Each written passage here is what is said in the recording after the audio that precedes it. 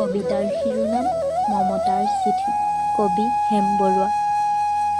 মৰমৰ সেয়া মম এডাল জ্বলাই লৈছোঁ। আজি বহু দিনৰ মূৰত তোমালৈ চিঠি লিখোঁ বুলি। বাহিৰৰ ৰুৰুঙা বতাহ জাকে মমডাল আহি কোবাইছে। চাওঁ খিৰিকীখন জপাই দিওঁ।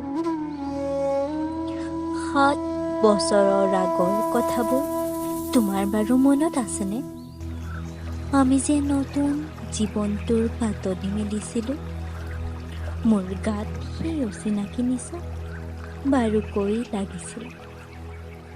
সিদিনা আছিল কাতিৰ কুঁৱলীখনা, এটা কোমল বোৱা পদূলি, তলসৰা শেৱালিবোৰ উপচি আছিল। আৰু সন্ধিয়া মই তোমালোকৰ ঘৰলৈ নকৈ আহিবৰ দিনা আকাশৰ মেঘৰ মোহনাত হালধীয়া জন্তু নাওখন হৈ আমাক যে ৰিঙিয়াই মাতিছিল তৰাৰ দেশলৈ। মই লোৱা কঁকালৰ ৰঙা ৰিহাখনলৈ তুমি বাৰু কিয় তেনেদৰে একেথৰে চাইছিলা? মোৰ কেনে লাগিছিল জানা? তুমি যেন কোনোবা দূৰ বিদেশৰ স্বপ্নাতুৰ আদুকৰ মানুহ। আৰু মই যেন এপাহ তলসৰা শেৱালি। সিদিনা মোৰ মন সাগৰত এৰি অহা আৰু আহি পোৱাৰ অলেখ ঢৌ কঁপনি জাগিছিল। তোমাৰ জানো এইবোৰ কথা মনত নাই? আমাৰ দেউতাই যে চিঠিত লিখিছিল, আই তই নতুন ঘৰখনত হাঁহি মাতি থাকিবি। সেইবোৰ 7 বছৰৰ আগৰ কথা। মোৰ যেন এই সকলোবোৰ পুৰাতনৰ সাধু যেনেই লাগিছিল। জেঠমহীয়া দেউতাৰ বছৰেকীয়া হৈ গ'ল। তোমাৰ বাবুলেটি বৰ দুখ হৈছেও। তাৰ ওপৰ পাৰি ডালিম গুটি যেন দাঁতকনি গজিছে।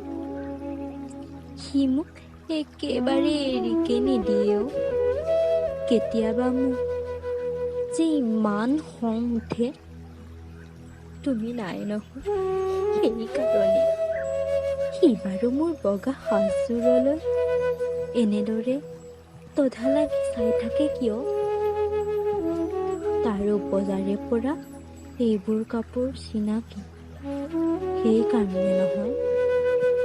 বাবুল এতিয়া বৰটো হৈছে বুজিছা। আৰু ডাঙৰ হ'লে তাক স্কুলত নাম লগাই দিম।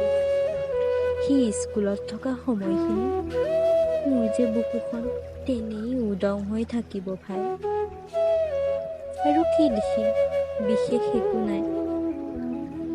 মোৰ এই শপত, তুমি যিদিনা আহিবা মোক আগতীয়াকৈ জনাবলৈ নাপাহৰিবা দেই। মই ভোকতৈ দি ভটিয়াই গৈ বুঢ়ালুইতৰ বুকুৰ পৰা তোমাক ৰিঙিয়াই মাতিম। তুমি যিদিনা উলটি আহিবা মোক আগতীয়াকৈ জনাবলৈ নাপাহৰিবা দেই। মৰম ল'বা, ইতি তোমাৰ মমতা। পুনঃ এইবাৰ বুজিছা, মাঘৰ বিহুৰ মেজিৰ জুইকুৰা বৰ ৰঙাকৈ জ্বলিছিল। আমাৰ আইতাৰ কলি ছাগলীজনী 2টা পোৱালি জগিছে। এটা সোঁত বগা আৰু আনটো পখৰা।